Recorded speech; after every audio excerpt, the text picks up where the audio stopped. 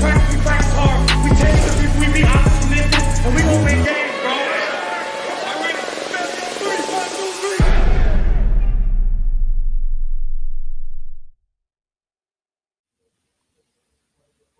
All right, welcome everybody back to another episode of the Big Douglas Show. We got a first timer on the podcast today. Danny Rouhier is my guest. Danny, what's happening, man?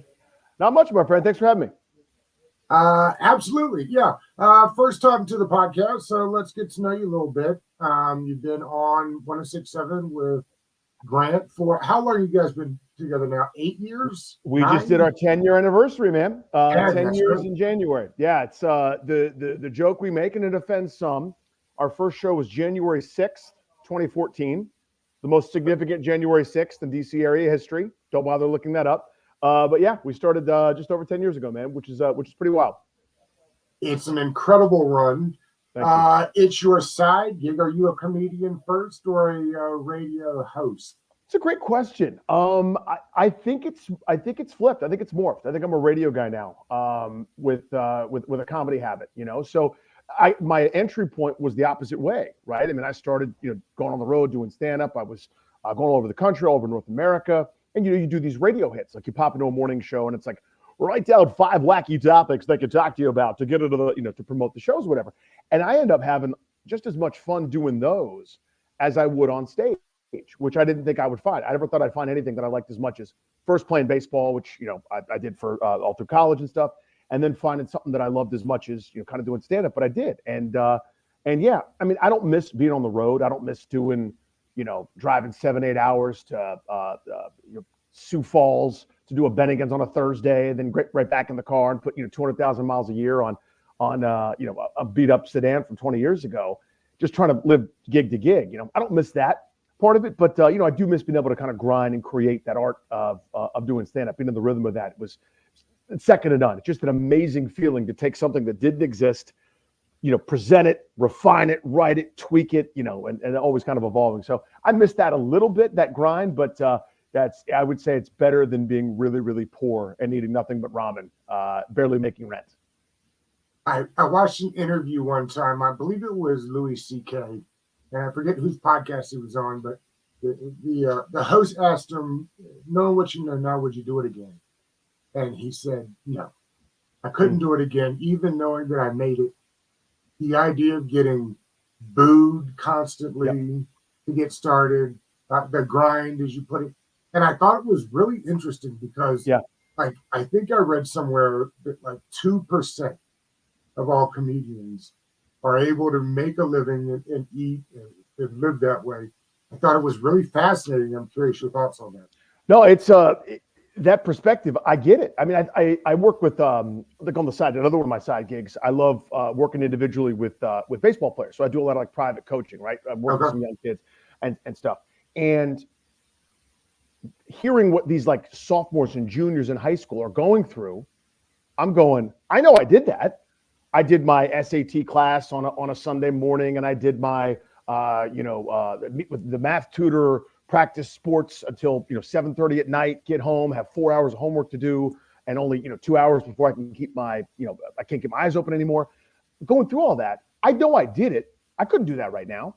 It's that same perspective I think applied in the rear view. In my 20s, let's go. I'll have a couple of beers. I'll go, to 3 or 4 different shows when I was living in New York City with my then girlfriend, now wife.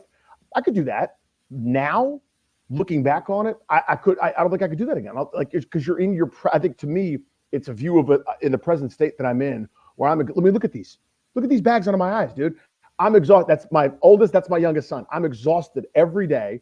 We're barely holding it together as two like pretty competent working adults, getting our kids to every activity, figuring out rides, the crossover times when my wife was out of town for work this week, and you were so flexible with me changing times to record with me. Just all these little things that like are constant waves coming at you. I can't imagine going through a lot of those grinds again. But it's part of it's the you look back at the road that you traveled and you went, damn, that's pretty impressive to a degree. That I've kind of already walked that and ended up in a place that I'm pretty proud of.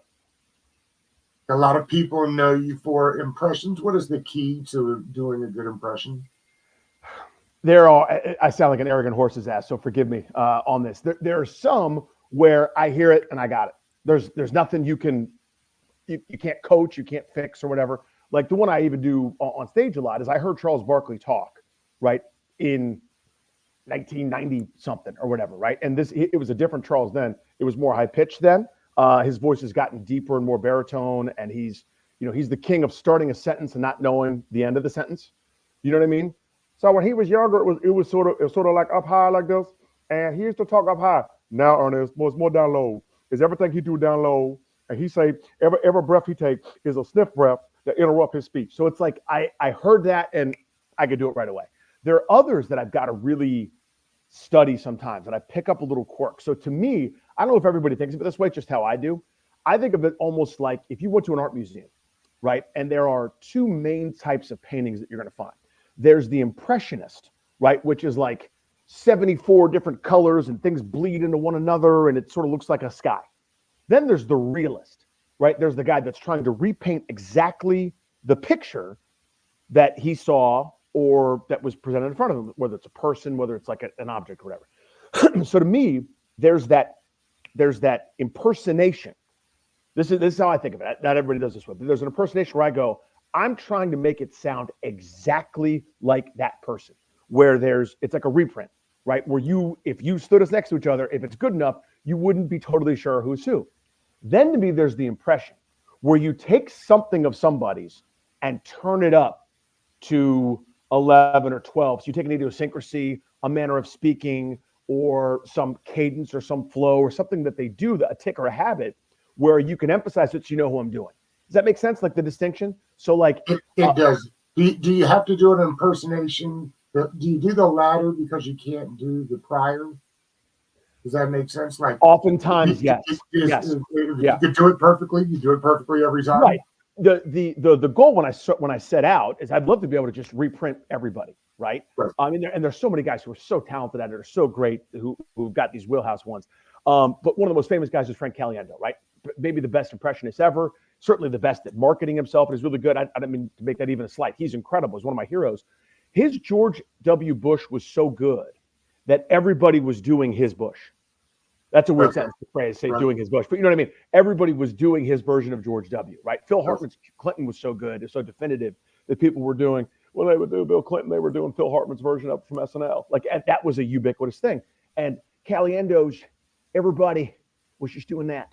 You know what I mean? Like it became the way you did it. So you almost had to do an impression there of W to kind of make something signature, to make it your own, to figure out something else that nobody noticed, because his were so good.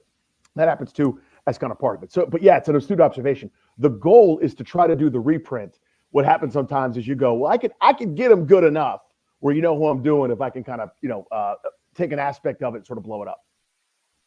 It's interesting, and I don't know, but the more I watch Impersonation and see them talking, it also feels like to do it properly, a lot of the times these guys will do, you can see it on their face too. And I find that interesting. Yep. What is it about trying to get the facial structures right that helps for the voice? Because you wouldn't think it'd be necessary, and yet I see it all the time. Yeah. First of all, I love this. I'm geeking out. I love this kind of stuff. I hope your audience enjoys it too. But yeah, again, Caliendo's the king of that. He talks about the pizza slice, right? Finding that. For me, getting somebody's face or mannerisms can help channel where the voice goes or where it comes from.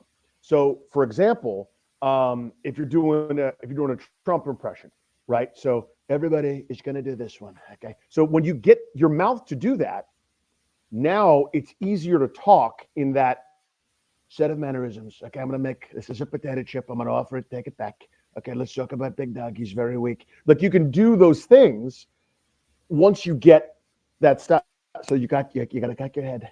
You got to be very curious. You're squinting your eyes. So all of a sudden, when you start getting the face, you now can jump into the voice a little bit easier sometimes for some of it. And other times, again, it can be part of that impression, right? Where it may not sound exactly like them, but you can do, like a great one that everybody does, De Niro, right? So my De Niro is probably like a D-, but I could do this. As soon as you do that face, now you go, okay, it's good enough, right? Like it's passable. Does that make sense? It does. So that helps with the ladder that we talked about earlier. Right, exactly. I was watching the documentary that Chris Rock did the other day on Netflix. I don't know if you've seen it, but he put together this poster board and it basically walked him through the entirety of his set.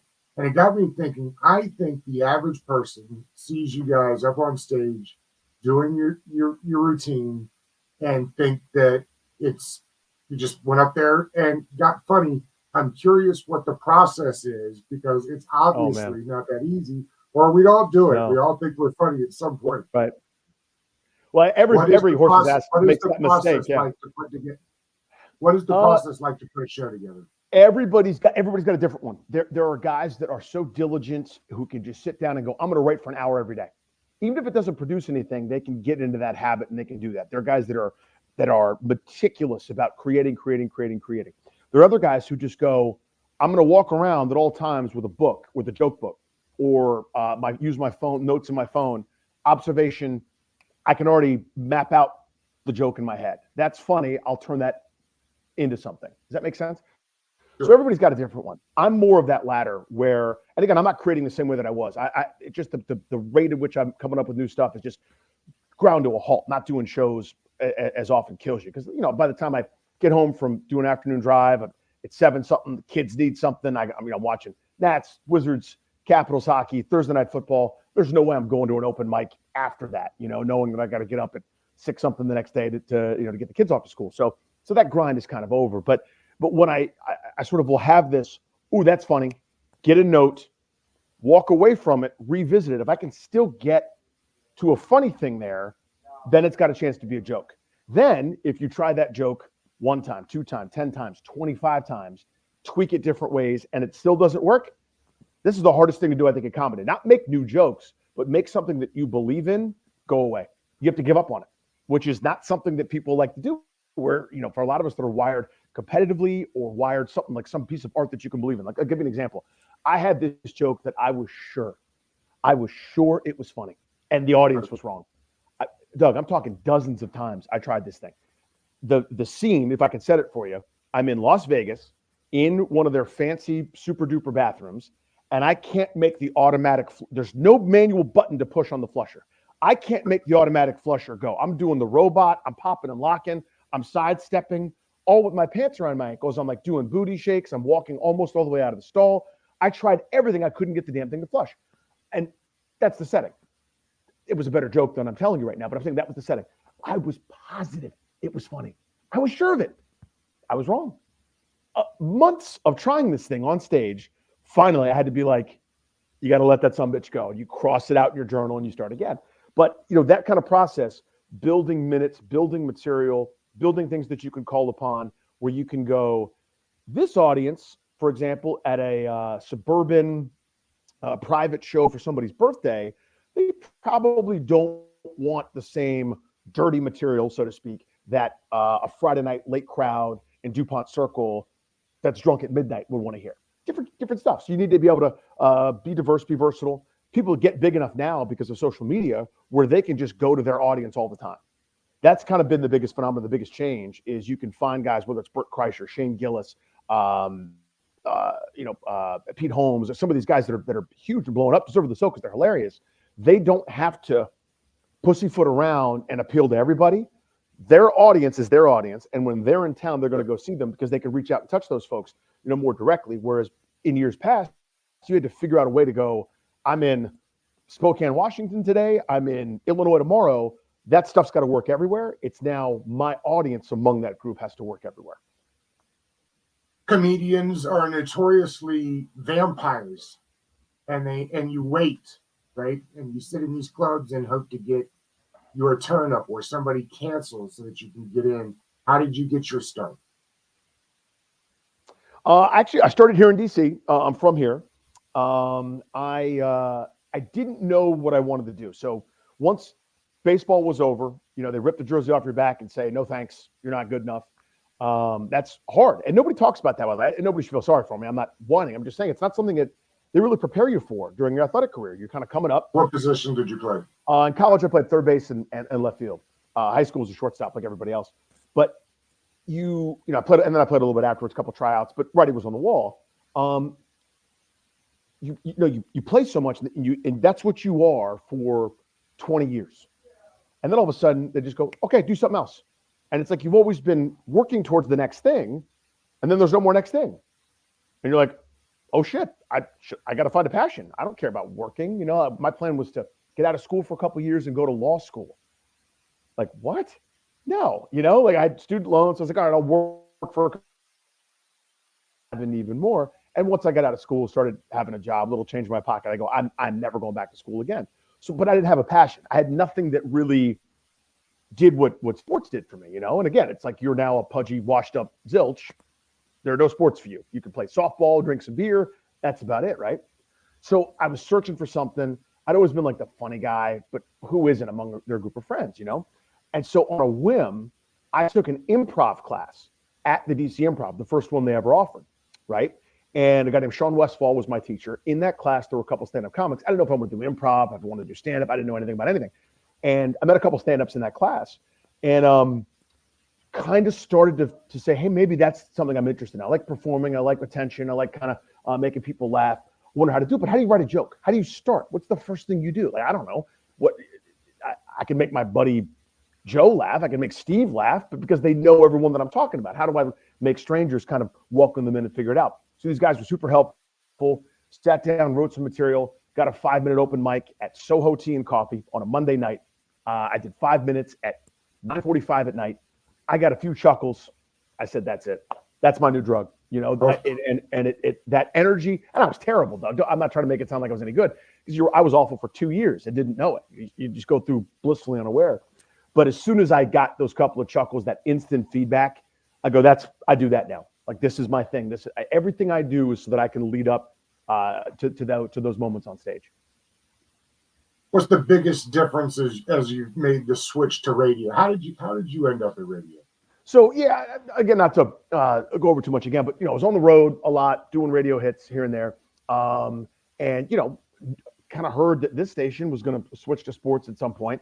Was emailing the program director, begging him, let me come in on Sunday morning at like 6 a.m. Let me sweep the floors and I'll do 3 minutes and something. No response, nobody cared. So I was in New York, and long and short, I got a show through lightning strike, the luckiest thing in the history of mankind, on the Shade 45 channel, which is Eminem's station. You can see this is a very hip-hop vibe here. Preppy white kid, little pudgy. That's a hip-hop guy. I had a show on Shade 45 with Nate Robinson for a little while. Former dunk contest champion, Crypto Nate, right? They were like, he needs a co-host. Who could do it? And my buddy happened to be in the meeting room when this was happening, unbeknownst to me, spoke up and was like, my buddy Danny could do it, which is ridiculous. So I got a call. He's like, you want to do that? I'm like, yeah. So it was a terrible show, but I had a little bit of demo, had a little bit of juice, a little bit of it in. At the same time, I was making these weekly, they were then Redskins, YouTube videos about being a Redskins fan. Now YouTube is flooded with like people shouting, let's go. But like before it was flooded with stuff, it was, you know, it was easier to stand out with some of these blogs and people kind of retweet it, repost it, stuff like that.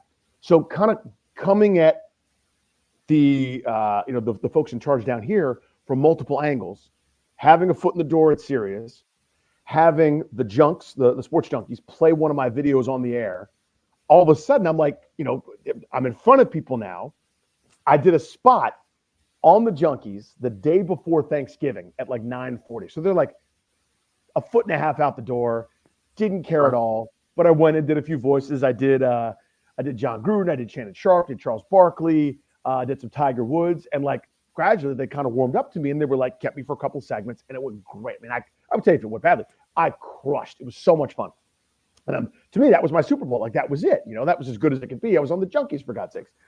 Well, shortly thereafter, I got a call from the program director who said, do you want to be a nighttime, part-time fill-in co-host when I think we had the Wizards at that point, when the Wizards aren't playing? I said, yes. So I took the bus down from New York 2-3 days a week because, you know, I got no guarantees. It was like Tuesday. Can you do Thursday? Yeah. Monday. Can you do Wednesday? Yeah. And so I would do that and fill in. I was doing the show with Holden Kushner at that point. And yeah, it went from there. And I got my foot in the door and moved to middays in 2011 and was there with Holden for a couple of years, moved then with Grant for a couple of years. Then we moved to Afternoon Drive here a couple of years ago. Is it flukier to get into radio or comedy? Radio by a million miles. By a million miles. you can get stage time. If you grind at it, you can get stage time. If you grind at it, you may not get radio time. I mean, that being in that studio with the light on, there just aren't that many of those jobs. I mean, when I started, being one of the the main broadcast day slots, right? When you're doing morning, middays, afternoon drive, like evenings, weekends, those are kind of separate. Not to diminish those, but it's not. It doesn't count the same in our radio world. I looked around and I was like, there are basically it's like 6 to 8 positions that aren't for professional athletes or influential coaches here in this marketplace. I'm one of those 8 or 9 people. 4 of those jobs are the sports junkies who are beyond legendary. So now you really boil it down to there's basically 5 or 6 on-air jobs. It's like me, Tony Kornheiser, Kevin Sheehan at that point, Grant, Steve Zabin, a couple other guys where it's like, I'm a pretty rarefied air here. And I've never I've tried to never really take that for granted. I also was hoping you'd tell the folks watching, I don't think they realize how competitive. I mean, obviously, you say there's only 4 or 5 spots, so it breeds competitiveness. But not just that, but like against other people in your time slot, it is extremely competitive. Without question. We always sound like horses' asses when we try to draw an analogy between what we do and sports. We're just pudgy zilches who love sports like you guys do and are fortunate enough to have the platform we do. But it is like that in a way, where you are judged. There's a scoreboard, and it's not the most accurate counting method, but it's the best we got. You watch a football game, it's 27-23, right? A touchdown's a touchdown. And our thing, it's a little bit different than that, but, we all kind of have to abide by the same rules. So you do your best. But, yeah, there's a scoreboard. There is our competition is doing this. What are you doing to win ears and eyes? And are you doing everything you can to promote your brand, promote the shows, promote the station? Without doing an overkill, right? If everything you do is listen to me now, people just kind of roll their eyes at it. You got to pick and choose a little bit some of those moments, but when you're trying to capture the attention of folks. But yeah, it's extremely competitive. It's hard to get in. It's hard to stay. That's why you look again. Our company was very, very nice to us, having done 10 years. People said some nice things, and we had like a nice catered lunch, which is amazing. It was more than we even expected. It was really, really cool. But then you go, yeah, we're 17 years shy of the junkies. They're approaching 30 bleeping years in this marketplace, dominant, and you just kind of go, that is mind-boggling. Like shows that you thought would be around forever, you look up and it's like, yeah, they had a great run. They went 5.5, 6 years. Like that's not very long. It's not much longer than a coach in the NFL. It's not much longer than regimes in various sports, So yeah, it is extremely competitive. Again, I'm not saying it's as important. We are very self-important. We're bloviators. We love the sound of our own voices so much. We think we're like sports don't happen without our say so. I know that's over the top, but to your point, yes, it is. It's a competitive field. All right, let's talk a little sports while I've got you here. We are about the same age, I believe. 29, absolutely. Do what? Say it again. 29, absolutely. 29, yes. I saw your exchange with Clary on Twitter the other day, and I thought that was perfect. That's about where I'm at. But so we've seen this organization about the same amount of time. Where does, on your comfort level, where does it rate over the last 20 years? Because we've kind of seen this before, right? We've seen these restarts, and maybe back to when Shanahan came, there was this level of excitement. Where are you now? Because it felt like we were after Peters, right? And then we were looking at Ben Johnson, and we were the belle of the ball, right? And everybody was coming. And then I don't know, maybe I think the fan base kind of took a hit when the head coaching thing didn't go quite right. Where are you with your intrigue as far as your level of excitement, I guess? Well, big picture, we need to adjust the old scale. You mentioned Shanahan. I'm going to go. It's a long answer for a short question. That Shanahan time, that broke me as a fan. Yeah. From that point on, I refuse to judge things on face value. And what I mean is, hey, this new guy is here. This will be different because of this. Dan Snyder's still here. Either Vinny Serrato or Bruce Allen or some boob that is underqualified, that is a malignant horse's ass, is still here. It's unserious. As long as that cancerous, venomous, zilch, that tyrant was here, they never really stood a chance. Now, that's not great radio to come in and say every day, by the way, this is all meaningless. They'll never achieve as long as he's here. See you guys tomorrow. We had to do the exercise. But in my heart, that's all I wanted to say. Every day, it was this is pointless. This is futile. The structure is broken. This guy will hold them back. It's really hard to win. Look at the Bills. It's really hard to win. They got a great quarterback, really sharp head coach, good front office. They've made pretty good personnel decisions. They got one conference championship appearance to show for it because they play at the same time as Pat freaking Mahomes and Joe Burrow. They got nothing. And we don't think of them as a success. All they do is win 12, 13 games a year, and they have nothing to show for it. It's hard to win. But imagine lining up for that 32-team race and have someone standing directly in your way. You're also wearing lead underpants. You got a chain around your waist that someone's holding on to, pulling you, and then it's on your mark, get set, go, trying to run that race. That's what it was with Snyder, Bruce Allen, and all these other boobs. They're in charge. So big picture, there is competence. You have a chance. It's just football decisions now, right? So I don't love, for example, that Martin Mayhew and Marty Herney are still very much active, it seems like, in decision-making processes with the organization. That's just a football thing. That's a regular, normal football thing. That's a gripe that I have. Doesn't mean I don't think Peters is great. They have a GM, for God's sakes, Doug. There's a general manager. That in of itself is the largest win that has happened since probably since Joe Gibbs came back, right?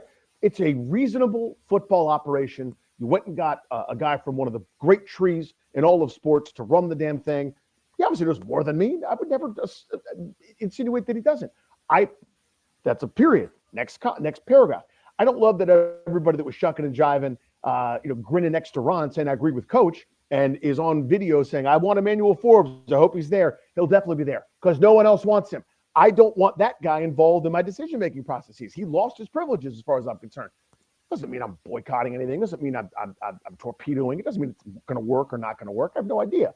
But the point to me is that we can just have regular conversations now, right? As opposed to every other year. So the ceiling to me is so much higher. It's regular. It's normal. It's now just about let's draft a quarterback. If it doesn't work, let's do it again in a couple of years. These are just normal football things. Most cities are dealing with normal football things in their marketplace. There's the occasional bit of dramatics that's going to happen.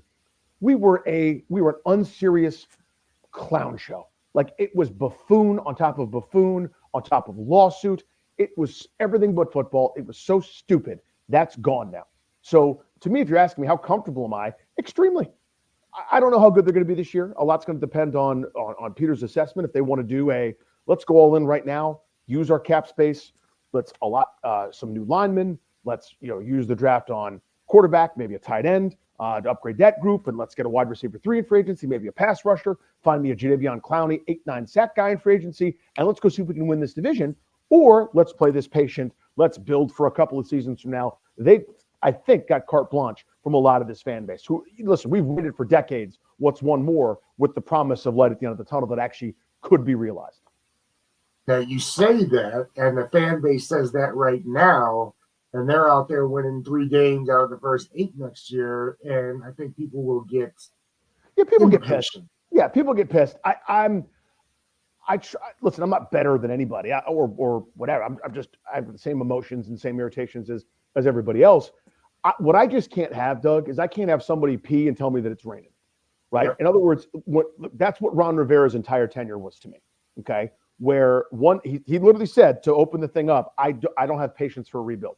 And then he's asking for patience for a rebuild for the next 3 seasons. Now he's roster building, a term that he learned in like year number 4. Whatever, I just couldn't stand the rhetoric and all the times. It's like he didn't think we had access to any of these recordings. So he drove me crazy. But as long as there's guys, here's the plan. We're trying to build something. We got a young rookie quarterback trying to replicate what C.J. Stroud and D'Amico Ryans just did in Houston. Good luck with that plan, right? It doesn't happen very often. What happens way more often is, maybe a Justin Herbert kind of a thing where the guy might have a great rookie season and then there's some middling ups and downs. Maybe a coach gets changed out. There's a lot more to progress than just that linear rocket ship. And let's see what they do in year 2 or what happens in year 3. Bobby Slowick gets a head coaching job. There's a lot of variables there. So yes, that Houston story was magical. It was fun. It was a blast. It was really, really cool. The messaging should be, we are trying to build you something sustainably great, not 5 wins in December just back into the playoffs to get boat raced in round one. We're not trying to play that game anymore to be okay. We're trying to be great. We're trying to be Baltimore. We're trying to be San Francisco. We are trying to be Kansas City, these juggernauts that wake up in conference title games every year. We want that for you. Give us a minute. We're not going to double talk and change our mind like the wind blows, like the previous regime did. They don't have to say that. I'll say that. But that's kind of what I'm hoping for. So you're right. And people will be pissed regardless. They just want to tune in on Sunday and watch the team win, which I get. All those teams you mentioned have a quarterback, Danny. I don't think that we do. Do you have a favorite at 2? Right now, I mean, it depends on the last thing I read. I mean, Super early, I guess. totally, it's early. It's hard to go wrong with any of those 3 guys. It's eye of the beholder type stuff. And I know that's a cop-out. But so my personal favorite is Jaden Daniels. I'm mesmerized by him. I can't stop seeing some of those highlights, how good he is from the pocket, how well he moves around. The frame scares me. It just does. I'm going to be nervous about that the entire time. I'll watch with bated breath that he stays healthy. Maybe he can put on some weight. Maybe he can, be a much better slider than, say, Griffin was. But he's my favorite. May, obviously, I like a lot too. Prototype. Speaking of Justin Herbert, that's what he looks like. And obviously, Caleb Williams, I'm kind of counting him as maybe gone. But that off-schedule type stuff is just intoxicating watching Caleb Williams. So it's one of those things to me where if you throw a dart at the board at 2 and end up with any of those 3 guys, I think you're probably in pretty good shape. It's about what you want to run, not only initially, but what do you want him to be running in 2 years, 3 years, 4 years, kind of the most of his career where you think you can maximize his skill set. You don't just take someone to take someone. You take someone with a vision and design in mind. Do you want Jaden Daniels running as much in year number 4 as he does in year number 1, where you can kind of build him up that way, right? Do you want Drake May in nothing but shotgun under Cliff Kingsbury for the first 3 seasons of his career? I don't know the answer to that. That's something they need to decide. Would you be disappointed if trading down be a letdown at this point? You have a number 2 overall pick, but there's just a big contingency out there that says, hey, let's trade it down. We got a lot of holes, which we do. The roster is not in good shape right now at all. Would it be a letdown though? Well, look, it's a 2-parter. In general, my view is this team must come out of this draft with a new franchise quarterback, presumably in the first round, to get that 5th year and have that clock start running, right? To maximize the asset. There's nothing better than a rookie quarterback on a rookie deal or guy on a rookie deal playing like a veteran. It is the best bargain in all of sports. That's essential. If you get that, you are in great shape and you could do something special potentially. And if you've got that franchise guy, you pay him, you just sort of figure the rest out at certain points. A lot of sacrifices ultimately have to be made. So if you trade back, and this is in general, but if you trade back, you better be right. In other words, if you want to opt out of those top 3 guys, let's just say for the sake of argument, they're going 1, 2, 3 that we're talking about.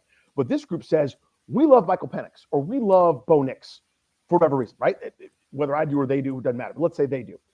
You better be sure that if you go to 8, he'll be there. You better be sure that if you go to 11, that's no one else is going to supersede you and pluck him out from under you. Or the very rare scenario is you've got that next group of 3, whether, again, it's McCarthy, Penix, and what did I just say? Bo Nix. Let's say you've got them graded similarly to the top 3. Again, I don't think many do, but let's say you do. And you're happy with any of those guys. And you could pick up a bunch of picks by shucking and jiving and moving to fill some of those needs that you're talking about. Again, it's the end.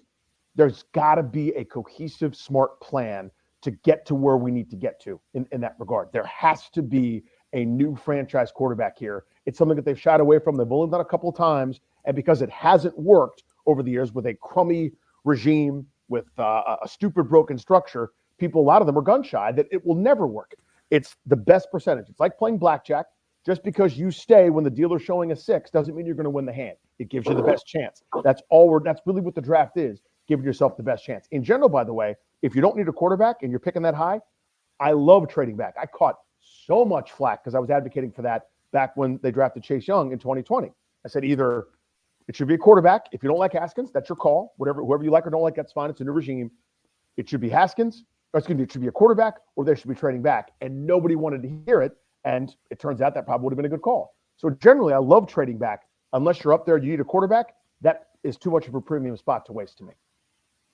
2 more, and then we'll get out of here. Did Charles Barkley have any chance of pronouncing your last name? 0. None. None. He's, by the way, could not be a better guy. He is one of my favorite people. he was so kind after that. The first time I did the show, it sounds like a regular guest on Fallon or something. They were kind enough to have me on the show, and he got my number from somebody down there, sent me a really nice text that I've saved and kept, and said, yeah, I'd love to come on your show anytime. Did an hour with us the next day.